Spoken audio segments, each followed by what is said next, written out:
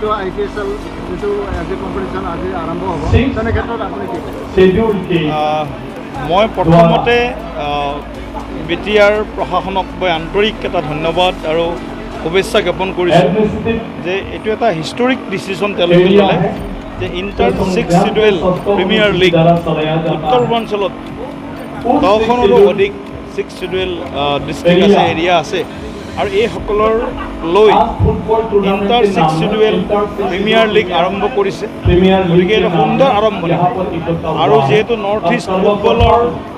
প্ৰতি এটা বিশেষ ক্ৰেজ আছে বিশেষ জনপ্ৰিয় উত্তৰ পূৰ্বাঞ্চলত নৰ্থ ইষ্টত ফুটবল আৰু এই ফুটবলে অনাগত দিনত একটা মাইলৰ খুঁটি হিচাপে বিবেচিত হ'ব আৰু এই ISPL মই বিশ্বাস ৰাখিছোঁ অনাগত দিনত এটা নেশ্যনেল প্লেটফৰ্মলৈ এখন ৰূপান্তৰ হ'বই কাৰণ আমি আজি যিটো তেওঁলোকে ভাবিছে যিটো সংকল্প লৈছে এই ভবাটো এটা ইয়াতে নতুনত্ব আছে এই ইনোভেটিভ যিটো তেওঁলোকৰ চিন্তা এই চিন্তাই আমাৰ বহুত অসংখ্য ফুটবল ক্ৰীড়া অনুৰাগীৰ মাজত এই আশাৰ সঞ্চাৰ কৰিছে আৰু আমি নতুন নতুন ভাল ভাল খেলুৱৈ আমি উত্তৰ পূৰ্বাঞ্চলৰ পৰা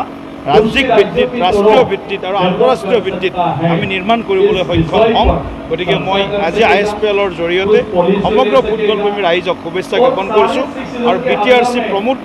বড়ো ডাঙৰীয়াক বিশেষভাৱে মই ধন্যবাদ আৰু কৃতজ্ঞতা জ্ঞাপন কৰিছোঁ এই যে এটা নতুন সুন্দৰ চিন্তা তেওঁ হাতত লৈছে আৰু খেল হৈছে আমাৰ মাজত একতা সম্প্ৰীতি বৃদ্ধি কৰে ডক্টৰ ভূপেন হাজৰিকা ডাঙৰীয়াক কৈ গৈছে ভাৰতৰত্ন ভূপেন হাজৰিকা ডাঙৰীয়াক কৈ গৈছে যে এই পৃথিৱী এক ক্ৰীড়াংগন ক্ৰীড়া হ'ল শান্তিৰ প্ৰাংগণ গতিকে উত্তৰ পূৰ্বাঞ্চলত শান্তি আৰু বিকাশ সমন্বয় ভাতৃত্ববোধ এই ক্ৰীড়াৰ জৰিয়তে আমি শক্তিশালী কৰিব পাৰিম গতিকে best of luck to all the teams and good wishes to Pramod Boruji for his new initiative, for his innovative ideas.